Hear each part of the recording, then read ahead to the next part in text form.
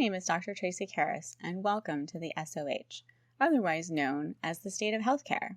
The state of healthcare in the United States, let's be honest, is actually one of illness. We spend far more money than any other nation to receive less care and less quality of care. Walter Cronkite calls it neither healthy, caring, or a system.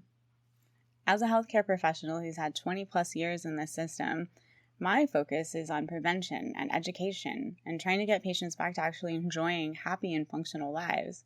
So it's frustrating to me when I have to watch my patients and my friends and my family fight against a system just to get what little care they do and oftentimes get a medication thrown at them instead of actually looking for what the problem is or trying to find a healthier alternative that's not going to damage them in the long term. That's why we're here. So I invite you to join me on this journey. We're going to be starting to raise awareness. Awareness is the first step in any good 12-step program, right? To making change. We have a broken system where only a few people profit. And I'm not picking on all of those hard healthcare workers in the trenches because those are the people, unfortunately, getting burnt out and leaving the system. So we need to figure out what's going on. So in this podcast, we're going to be interviewing some healthcare professionals, people in the industry, people surrounding the industry, and try to figure out what's going on here. What's broken for them, what would make their lives easier, and how we're going to do this. So welcome to the SOH, and let's figure out what's going on. Hi, and welcome in to our first episode of the SOH, or our State of Healthcare. And I am here today. I'm Tracy Karas again, in case you missed it from the intro, but I'm here today with Trista. She is an RN. And I'm going to actually let her introduce herself, basically like how long have you been a nurse and what kind of setting do you work in, things like that. Okay, well, thank you, Tracy. My name is Trista, and I'm an RN. Been one for like 4.5 years, give or take. I work in acute care, so in the hospital. I work on a telemetry floor, which is like cardiac monitoring. We do a lot of cardiac procedures, like triple bypass, things like that, to give you an idea. But we do see all kinds of patients. To give you an idea, in the hospital setting, it's kind of set up based off of nurse to patient ratio. Okay. So the intensive care unit, or ICU, I think most people are familiar with that. That is the most critical. So the sickest patients, there's like 1 to 2 patients per nurse. And then below that is progressive care, which is the area that I work in. At our hospital, the patients are, the ratio is 4 to 5 patients per nurse, unless they're specialty patients, and sometimes we have 3. And then med-surg is the level below that. Those patients are still sick, of course, but don't need quite as much monitoring. And the ratio is 5 to 6. Other hospitals, though, across the country, I know it can go up even more, like 7, 8 patients, which to me is crazy. But that's a lot, especially like lot. These kind of patients that are this critical of care to have this many that you're bouncing between. Right? Exactly, yeah. And so, and you just never know. You know, you might have somebody stable at one moment and not be. But anyway, so yeah, you're always on your toes. And then kind of how I got into all of this. So I was a massage therapist before in a past life. Yeah. For like 8 years or so. I kind of went into that because the idea of going to college was intimidating to me. So I went to a trade school because I knew I wanted to do something, you know, with people and body work and like just like the healing aspect of things. Enjoyed that, but that's hard. That's physically very hard on your body. And so, I stopped doing that, retired from that, and then started nursing school and did all that. So I was a tech and then a nurse. So yeah, I've worked days and nights. I've been doing this a while. And then I think you initially told me you didn't maybe want to be a nurse, right? Yeah, so there are some medical people in my family. So my grandpa was a doctor. He's so old. He's like in his 90s. And he's still, like, the family still asks him for advice and things. That's impressive, though. Yeah. So he's kind of like the patriarch for all that. And then my aunt became, she was an LPN and then became a nurse, was one for a long time. She did trauma, ICU. And so, yeah, in high school I had to write a paper about, like, careers. And so I was like, well, she's a nurse. That's a career, so I'll interview her. So I stayed overnight at the hospital and kind of observed her. And I just thought it was a lot of paperwork. And I was like, and her patients were intubated and sedated. So it looked boring to me. And I was like, I'll never do that. And then she still makes fun of me because, here I am. Here you are now doing nursing. It always kind of nagged at me, like, that's what you're supposed to do. And so that's kind of how I got into it. Yeah. And I forgot to tell you, so I do physical therapy, but originally I thought nursing was going to be my career. So I volunteered in the hospital, and I watched them take the staples out of someone's stomach, and I was like, whoa. And I'm like, I'm good. Even though ironically therapists can do some wound care, but I was like, I will leave that to nursing. That's too funny. Yeah, so I was like, less bodily fluids, more outpatient diva work, I guess, but that's funny. See, I can watch the craziest stuff. I've watched surgeries, all kinds of things. But if I'm getting my blood drawn, I cannot look. I don't need to know how much. Yeah, for myself, I get a cut. I'm like, I can't look. It's done. This paper cut is taking me down. Yep. And then for you, so now you've been doing this for 4.5 years now in various kind of like hospital settings or things like that.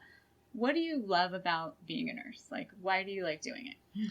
Well, I mean, like, there's a lot of things. Like, so just like becoming an RN is like such a big deal, as I'm sure like becoming a physician, like you're proud of, you earn that, it's hard to become a nurse. So that's nice. Job security, obviously. Right? Yes. Yeah, there's that. Especially right now in healthcare. Yes. So there's that. If there's ever an apocalypse, like... You have skills. I have skills. Yeah, probably will be saved for my skills. But yeah, no, I just really like interacting with people at their most vulnerable. That's really what it boils down to. I like helping people too. I like the skill aspect of, and the autonomy that presents itself, critical thinking. But mostly it's that human connection of like seeing people at their worst and helping them through things, talking about life and death, just real stuff, that you don't always get to. That's the stuff most of the time we don't want to talk about, right? Yeah, but I don't know. I'm just fascinated by that because it's always there, you know what I mean? Right. And I feel like a lot of times we go through life and it's just very superficial, and you can't really be superficial in those types of situations. So that's what I really like, I think. I also like, I started precepting too, which is like training new grad nurses. I love educating, whether it's patients or like new nurses. So that part I really like a lot too. Right. And then you're never bored. You're always learning. Touche. So yeah. No, and that's great. And I think that the human connection part is sometimes I think what gets lost in healthcare. So that's actually why I love being a physical therapist. Like I love the one-on-one time with patients and that kind of stuff. And then when I get to doing paperwork, I'm like, blah, I hate this. Charting is the worst. If I could just get rid of charting, I would be much happier. Yeah, it would just flowed from my brain and it was already taken care of. But so here's the fun stuff. Like, what is some of the things, the biggest challenges you face on a daily basis then? So many, right? Like so many. Let's see, on a daily basis. I mean, I'm an anxious person anyway. A lot of nurses are. So a lot of us struggle with just being anxious even before you start your shift. Okay. That's a very real thing. And it's not just if you're a new nurse either. Like usually the day before I have to go back to work, I'm already thinking, anticipating, kind of stressing out. Like, what's my day going to look like? Because it's such a wild card. You don't know. Every day's different. Even dreaming about like being at work before or after. Like, should I have done this? Should I have done that? So there's that. That's always a struggle for a lot of people. And I have to honestly say that actually shows you actually care. Yeah. Because sometimes people just check out, and so I mean, it's nice to know, but it's also hard then for you. Yeah. I mean, I wish it was that easy, but at the same time, like you're giving so much of yourself mentally, emotionally, physically when you are working that a lot of times that first day off, like it's kind of a joke, like amongst nurses and probably other healthcare professionals too, where it's like your first day off, you just lock yourself in your house, like you don't want to see any people. Or then you're like, I've had my fill of people, and you've given all of you. Yeah. And so, and I've worked day shift and night shift. So day shift challenges are different than night shift challenges. in a hospital setting at least. So night shift, the doctors don't know the patients, they're just covering. So if you have something going on with your patient, that's stressful. So they're relying more on you as the nurse. There's less resources. Obviously, night shift schedule is not natural, and so that's a whole other challenge. Your circadian rhythm. Yes.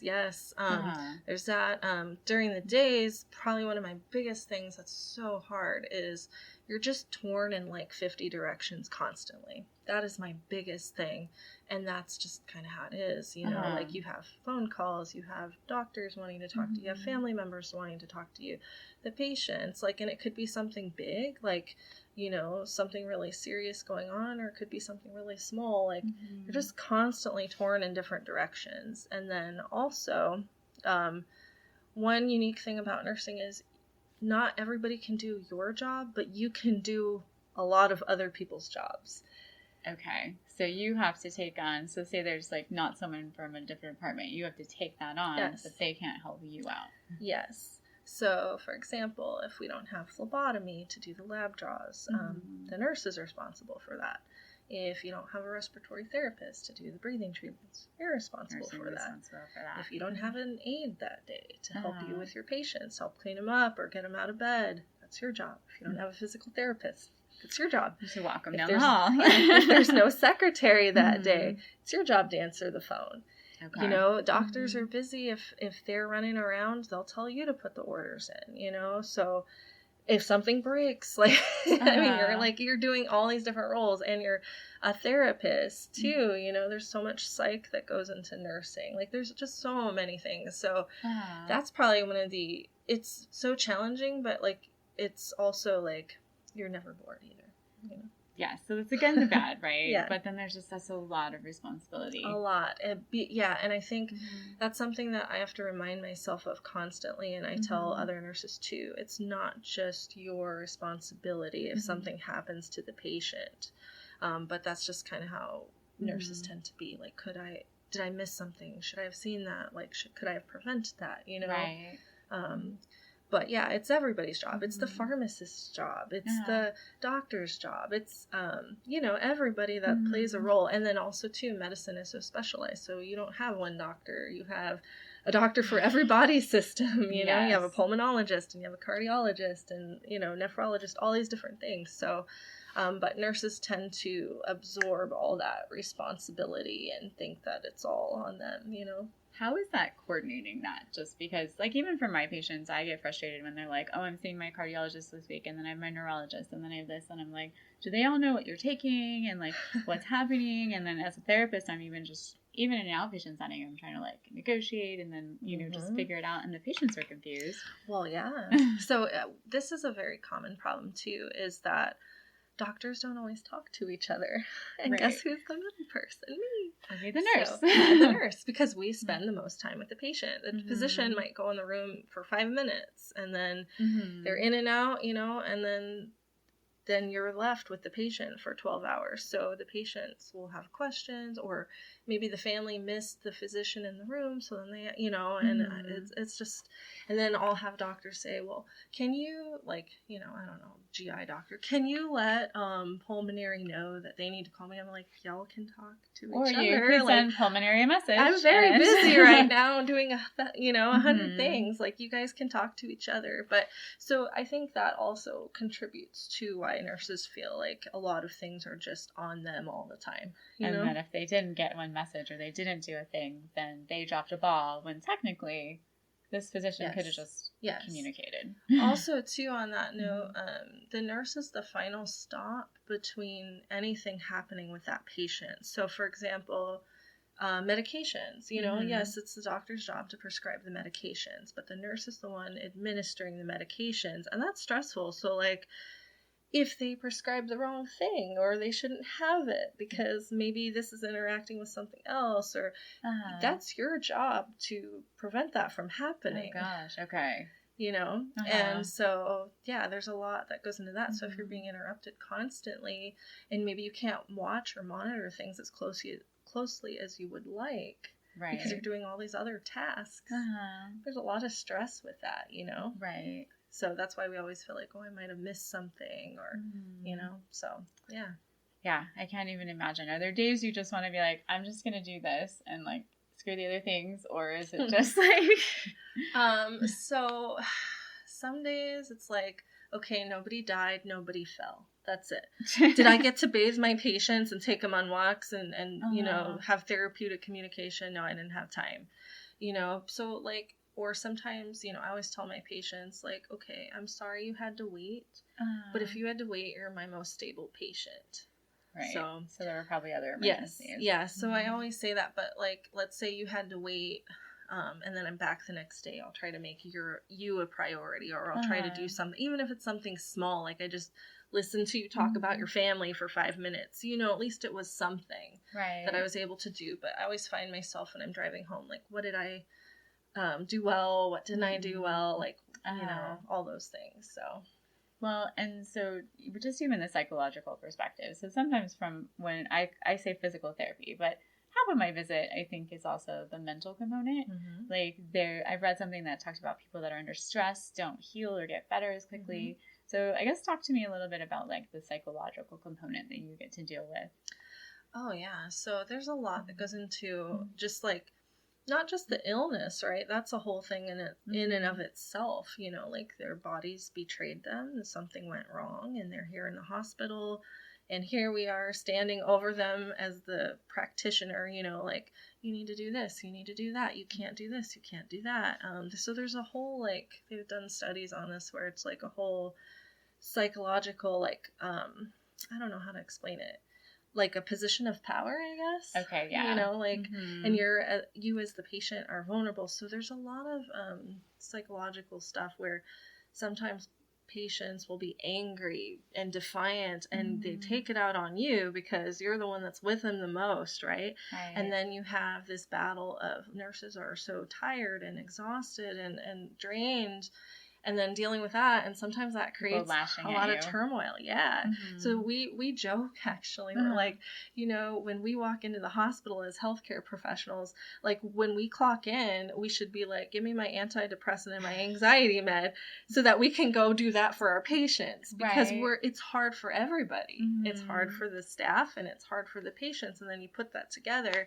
And it's difficult. Like some days it's hard to just be like in a good headspace all the time. Mm-hmm. And if you're not in a good headspace, people pick up on that really easily. And the slightest thing will set somebody off. Uh-huh. So that's always a challenge too.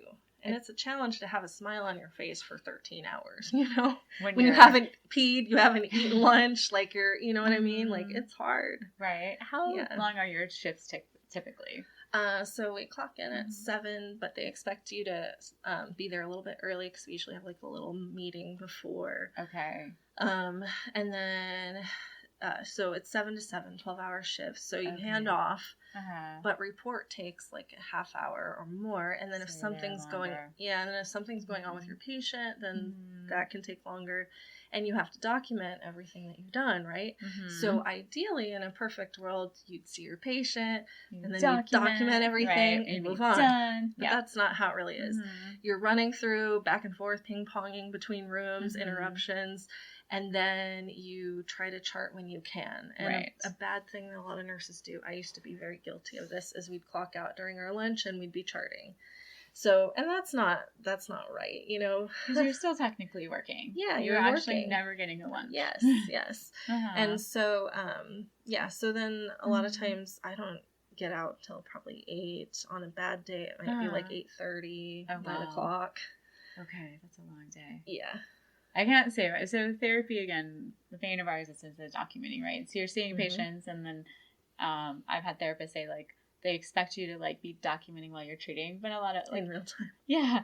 And sometimes an outpatient it can work, but in a hospital, like these are people who are fall risks, who have like complicated shit going on. And so if I'm like, okay, this person can fall, I don't know if they're going to be able to do the things. So I can't imagine, like, from a nursing perspective, you're like, hold please, it just seems kind of like unrealistic expectations. Yes, I know you have chest pain right now, Tracy, but hold on, I got to document I'm going to put it in your chart. And then, and that's what patients are like, well, they're not even, and I get it from the psychological perspective too, where you're talking like, I've worked in pain clinics, and these are people who have, they probably don't understand what's happening to them, right? They've got these complicated things. They've got people talking at them. So their control has been taken away from the patient because they've got people telling them what to do.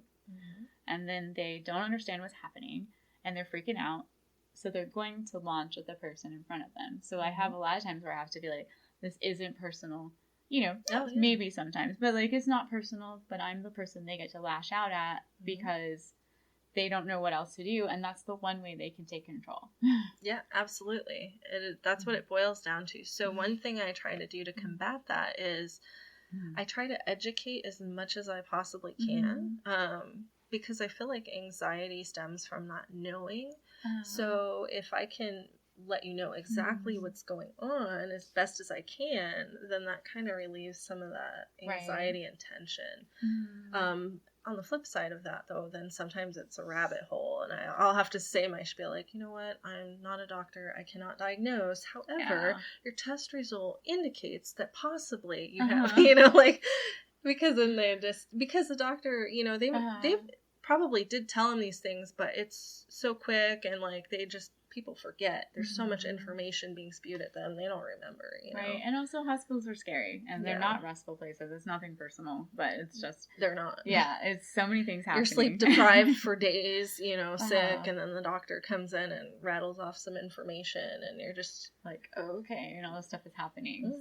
So again, you guys are kind of that checkpoint of all the things. Also discharging, too, which is another stressor for me. That's probably my most stressful thing that I do, because then I feel like I'm responsible for your well-being after, and if I don't take the time to properly educate you, but again, if I don't have time, I'm busy dealing with my other patients, and then guess what, I discharge you, and then another one's coming, so it's just like, it's so a never-ending cycle. Yeah, so.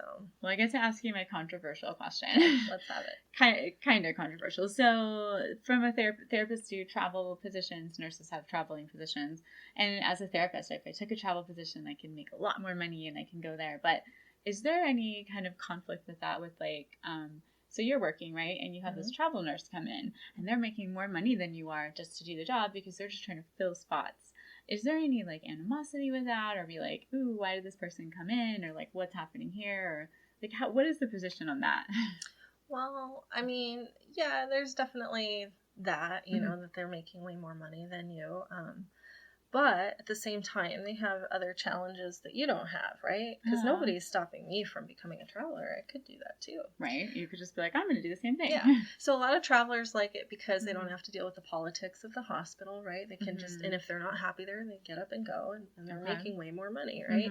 So it sounds like a win-win. However, you're dealing with other challenges. Like for me, I like to know who I'm working with, right? Okay. There's... if your ship is sinking, you have help, like, your techs, your doctors, like, it's hard if you don't know the doctor, but I'm very familiar with most of them. So I kind of, there's that relationship. You already have a team. Yeah, exactly. Knowing your supplies, where to get things, who to call, resources, phone numbers, policies, procedures, like things like that. Yes, in general, we're all capable of doing the same things, right? We've all been trained as nurses. And a travel nurse is experienced, or they should be. Some are not as experienced. Like they got their first year in and boom, they're traveling. I personally disagree with that. But yeah, so they have their own challenges. So I don't know that I would feel comfortable in that role. But to each their own. But there's not an animosity per se. I mean, yes, I have seen some travel nurses that, were just... they didn't really assess their patients, and they just kind of tossed meds at them and then cut and pasted the previous nurse's, documentation and then sat on their phone. I've definitely seen that. However, that doesn't mean all travel nurses are that way. You could have a bedside nurse that works core staff that's that way too. Right. So to be fair.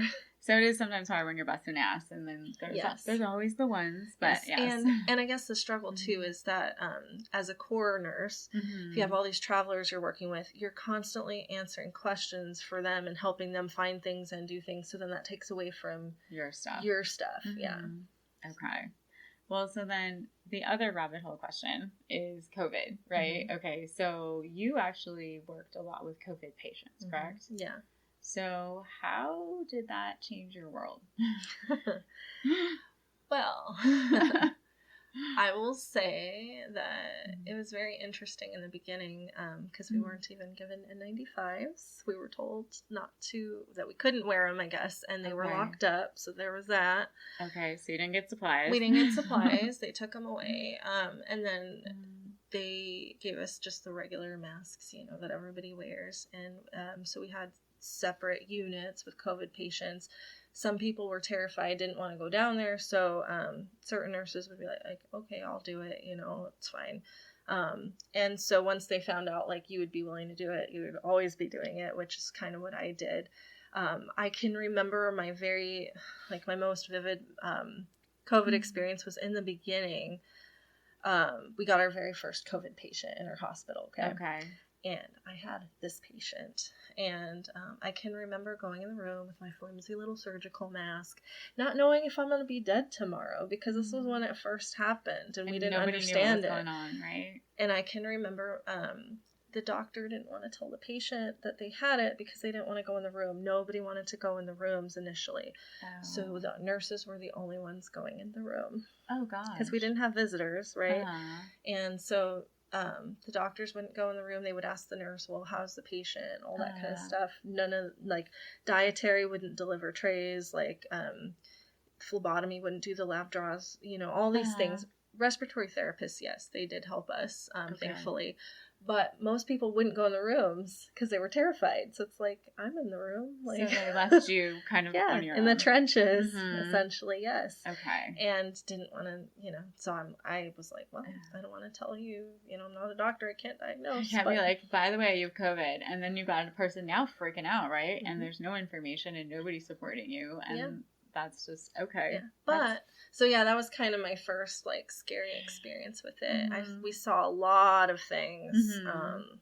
I could go down a whole thing, but yeah, it got to the point where we had special units that were in between ICU and our unit because we ran out of ventilators for our patients. Okay. Yeah, there was just so much that happened with that. Saw a lot of death, a lot. I feel like it's not the same, but I will say, as far as, military, how they have PTSD. Yeah. I feel like a lot of healthcare workers have PTSD from that whole experience. Right. Not knowing every day what you're walking into, and every day it's different. Meds are different.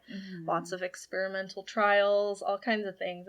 It's a very interesting, crazy experience to say the least. Actually, I've heard that from other healthcare workers, especially in the hospital setting, where you were like, I don't know what we're getting. We're just going to go in and do the best we can for the patients and see what happens. So,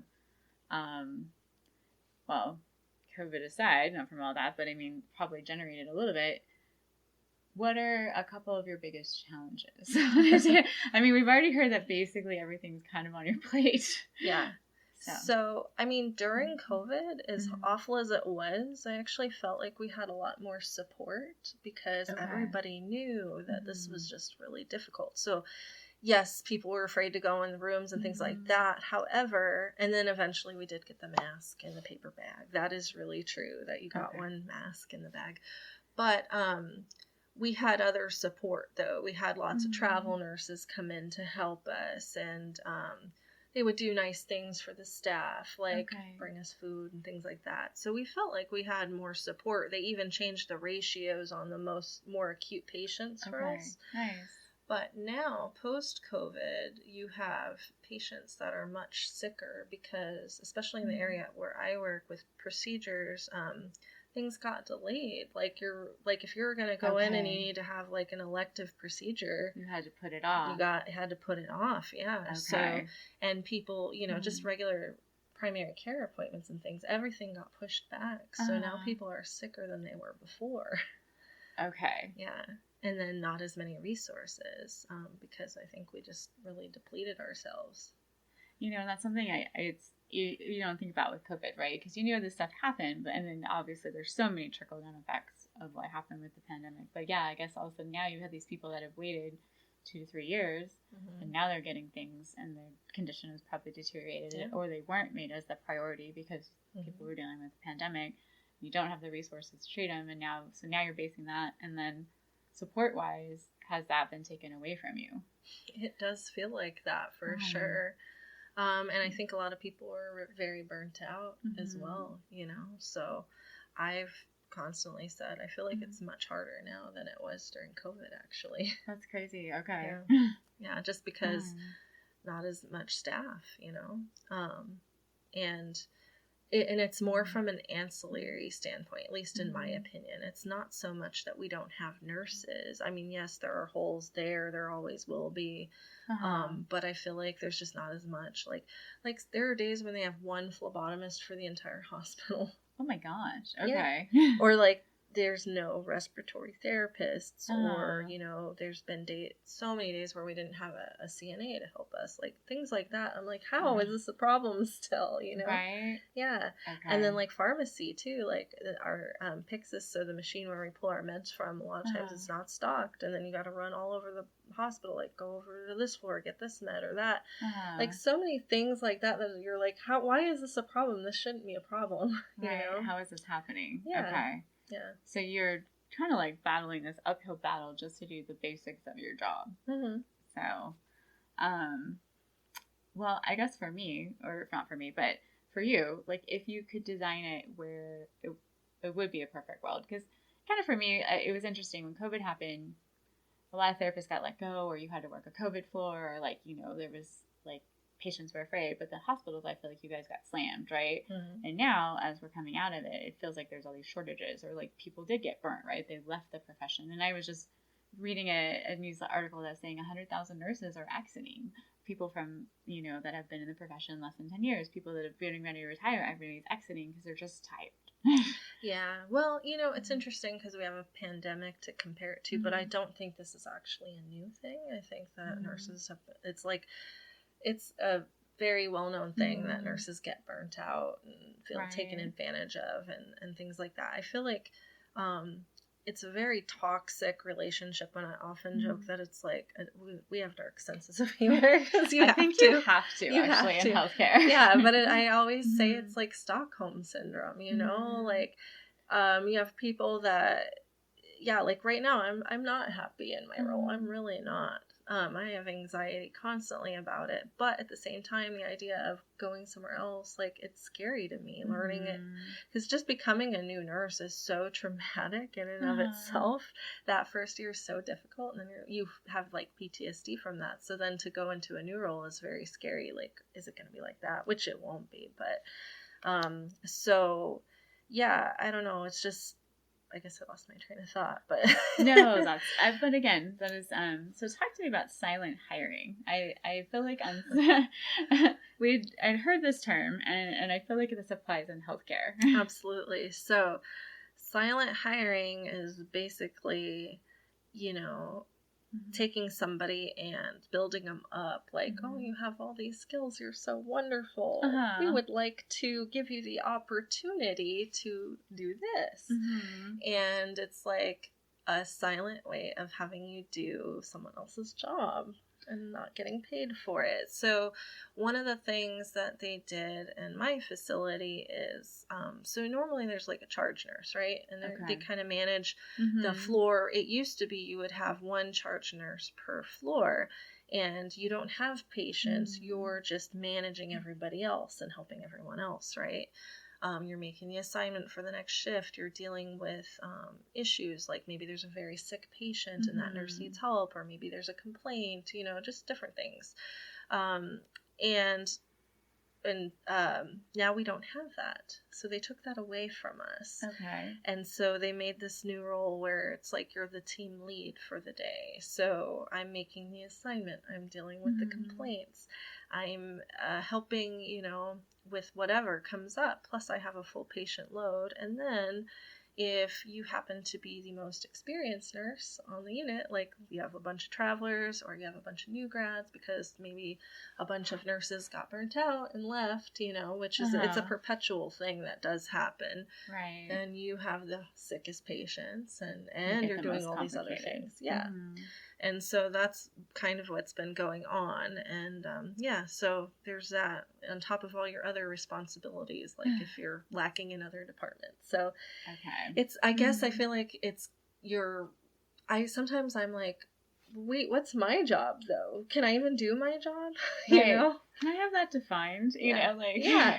So I actually said that the other day. I was like, you know what? I'm going to do my job first, and then I will go and finish up everybody else's jobs if I have time. And that shouldn't be like that, because it takes away from the patient. Yeah. And that's one of my biggest grievances too, is I don't feel like it's about the patients anymore.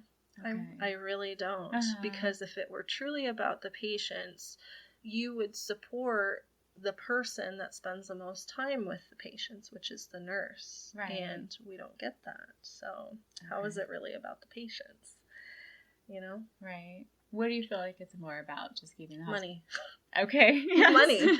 100%. It's always about money. It really is. And that's the other thing too, is patients don't understand how it works either. So they feel neglected. I don't think they realize, ratios. I think a lot of people think like you're in the hospital, you have one nurse assigned to you. And that you're just sitting there drinking your coffee and ignoring their call button. Yes. And also too, back with the charting, there's so many things we do on the computer, not just charting, but reading about the patients, placing orders, doing these things. And a lot of times you're sitting doing that. That's like half of your job is just on the computer, not even physically being with the patients.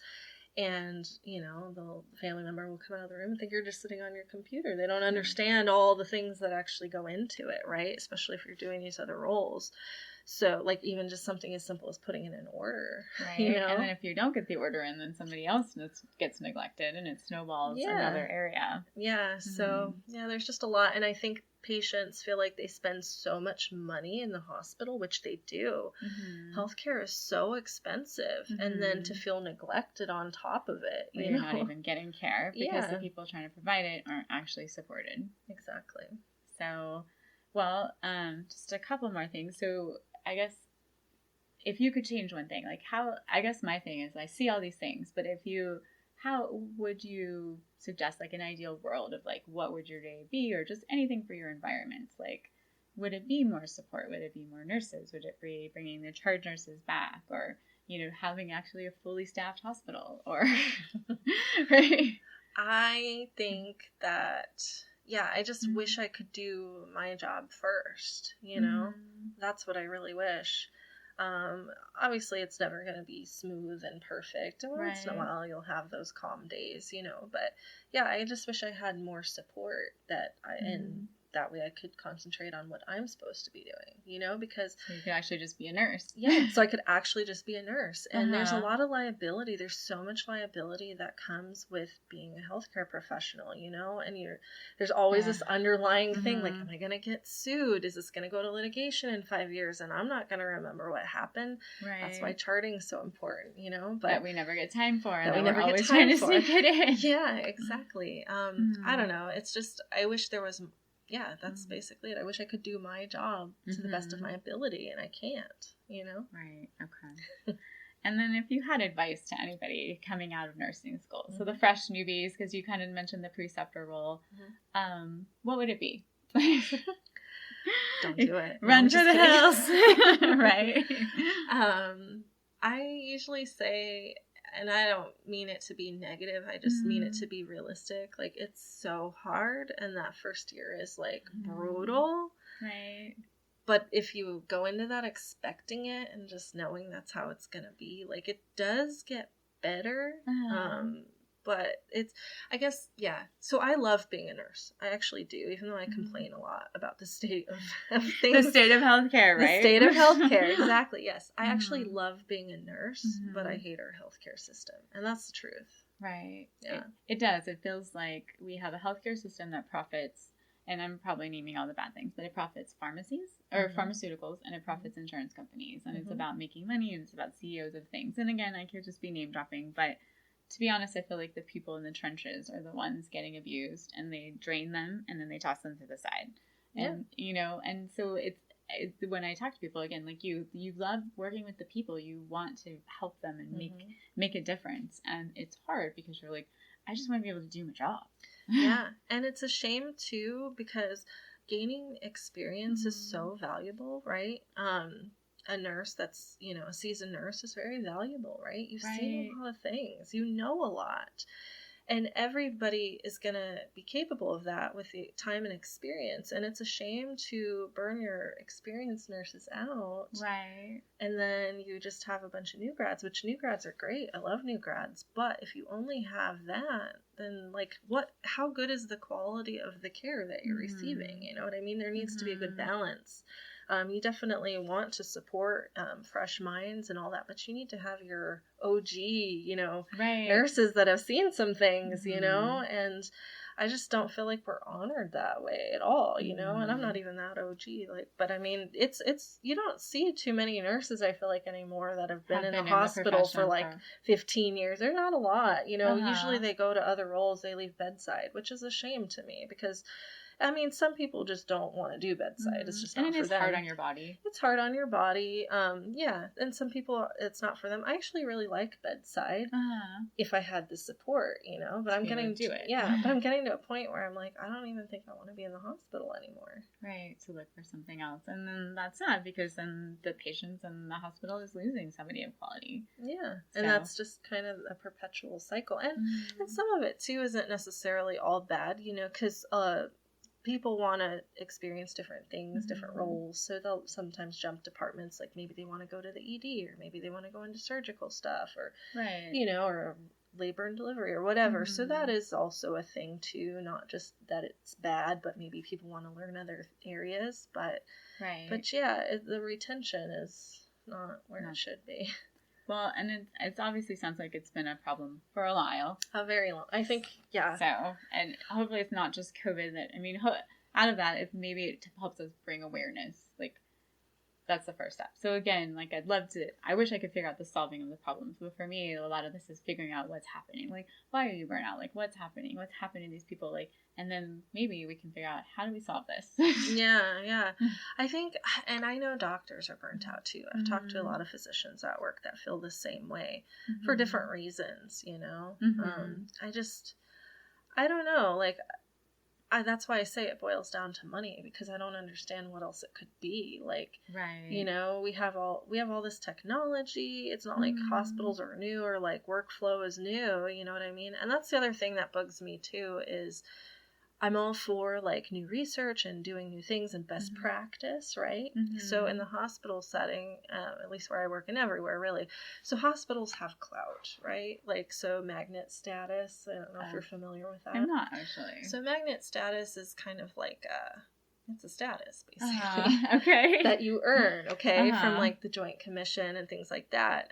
And so it's a status like you're a really great facility if you're a magnet, right? You have to earn it through doing different things, different initiatives, stuff like that. And I'm all for like, you know, oh, we want to reduce, you know, hospital acquired pneumonia or this or that. And so there's a lot of like that kind of stuff where now we're going to do this for our patients and that. That's wonderful. But they feel like they focus on those things. Earning the award and getting the status, so you then probably get funding and like better things. Yes. But then that's probably one more thing on for us to your do, place. Which we are doing, right? So, like, I mean, like post-op, right? Like, so you're using your insinospirometer and you're doing oral care and you're walking and you're doing all the things you're supposed to do. But guess what? You better make sure you documented it at this time for the auditing, for this, you know, and stuff like that. I feel like I guess what I'm trying to say is I feel like a lot of the focus on things are micromanaging stuff like that than actually supporting us. So a lot of us nurses get very resentful because we're like, okay, I would love to chart that, but I'm giving blood right now. Like, I don't have time, you know? Right. I want to help you achieve your status, but like, we don't have phlebotomy today. We don't have like SCNA, so we're doing all the things. Yeah. So I feel like there's a lot of pushback and resistance with nursing staff in that. Not that we don't want to do those things. We do. And we do them all the time. But I feel like that's where the focus is always at and not supporting us to do those things. Yes. And unfortunately, that does seem to be a management scenario, right? Because, you know, depending where you're at, because even for PT, it's like, did you do these things? And I'm like, I'm sorry, I was working with a person, you know, like that's my job. But I get that. So I think, with that type of status, I guess maybe that would be why you would see more burnout, because it's like, here's another thing. And you're like, why? Again, you obviously don't want hospital-based pneumonia. Like, you're not, Right. we're trying to, but you're also like, I can't provide the quality of care Exactly to do that, to help with this, if I'm over here making a checklist. Yeah, that's what I'm saying. Like, some days it's like, well, nobody fell, nobody died, you know? Did I get them up for their 6 walks for the day? No, I didn't have time, you know? And I think, like, that's what's kind of toxic, too, is, like, the type of people that go into healthcare are overachiever type people, generally speaking, you know, want to do their best, and, like, they put their all into it. And I feel like that's kind of taken advantage of, you know? In our system. You get drained, right? They take everything they can from you, and then they toss you to the side and take the next person that wants to give their all. And instead of rewarding that or promoting it or helping those people grow, you get tossed to the side. Yeah. And then you feel sometimes too like you're in so deep. It's like, what would I even do if I decided I didn't want to be in healthcare at all, you know? Right. And it's, I don't know, it's just a weird catch-22, you know? And then it's a shame to, like, throw all that away, especially if you're schooling, and then if you had to take loans and stuff. So it's unfortunate. But I know a lot of people have, like, completely gotten away from healthcare. Sometimes I think about it. But then again, I told you I have the Stockholm syndrome. Right, so you're staying trapped in the things. No, it's kind of interesting, because I even had a friend who, like, got burnt from the hospital system as a PT, and now he's like, I'm a dance teacher. And I'm like, I didn't even know you knew to dance, but, like, was so just, like, tired of the things, and he's like, this is what I'm doing instead. Yeah. But it is also hard, because you went into healthcare for a reason. Yeah. And I actually read an interesting study on our documentation software where it talked about the reasons why therapists left. So they had this whole thing of, like, a lot of it was actually related to management. But then if you actually ask management why people left, they actually never even cited themselves. They never looked at themselves on it. It was always like, oh, they probably wanted better pay, or they probably moved somewhere else. So management never took responsibility. But most of the therapists, I think some of it was like high student loans, or like cost, like they could earn better money. But a lot of it was due to the way things were run. And I feel like that's a lot of where we run into issues. If it was run better, where people were supported and listened to, you would keep these amazing people and not just keep draining them and tossing them and just repeating a cycle. Also, too, so that could be part of the problem, and maybe part of the future solution is, like, do the people that have the control have the experience of the providers? Yes. If they had those experiences, maybe things would be managed differently. Because I can tell you, like, a nurse practitioner puts their own orders in because they were a nurse, so they know. Right. Versus, you know, maybe a physician that never had really any other experience besides going to school constantly.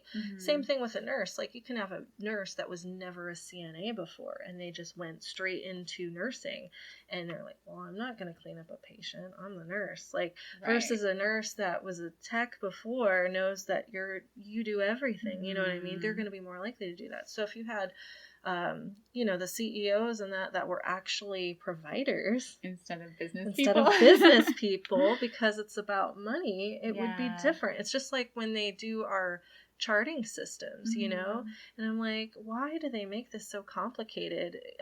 Documenting, like, because these people that make the software, which is great that you're able to do that, but you're not actually using it. Yeah, so they don't know, like, what types of things, what would make your workflow easier.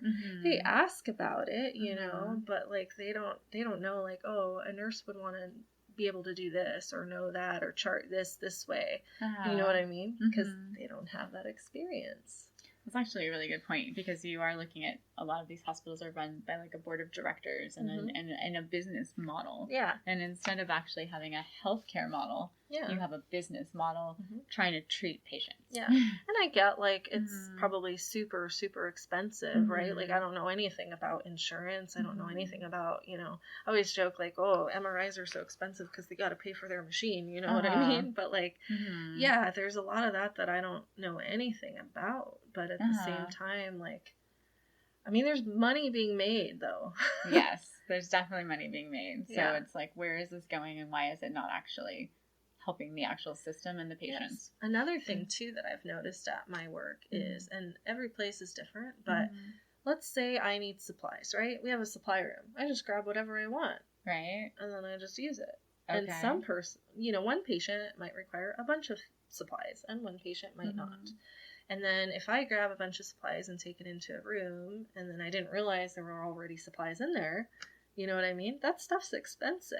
Okay. And the way they bill in the hospital, they don't bill per item that's used either. They put you kind of in tiers of your sickness level and, you know, and I think some people pay way more than they should for what they've actually received versus other people that maybe got more, you know. And then too, another thing that I've noticed in medicine that probably makes it really expensive too is certain doctors just run all the tests. Okay. Run all the things. And instead of like honing in on like what actually, you know, is more likelihood. So you'll see different physicians do things differently. And that's a lot of money. And then if patients can't pay for it, well then yeah, there is this perpetual debt that then makes it more expensive, which then takes away from your resources, you know? Right. So that's another thing too that maybe could be better. I actually had read something that the U.S. spends more on healthcare than any other nation for less actual care that they get to have. So it's some doctors do every test known to man because they're like, oh, well, I don't want to get sued or I'm covering my butt, right, on the malpractice side.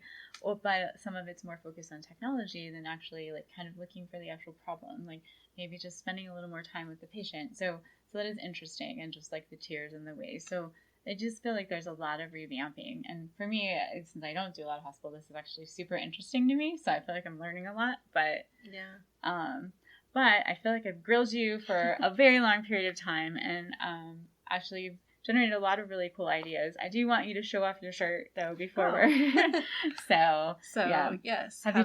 You can go ahead. Well, now I'm like, can I read it? It's backwards. So have you tried turning it on and off? So any good tech supply, but it is our medical joke. So adenosine, yes.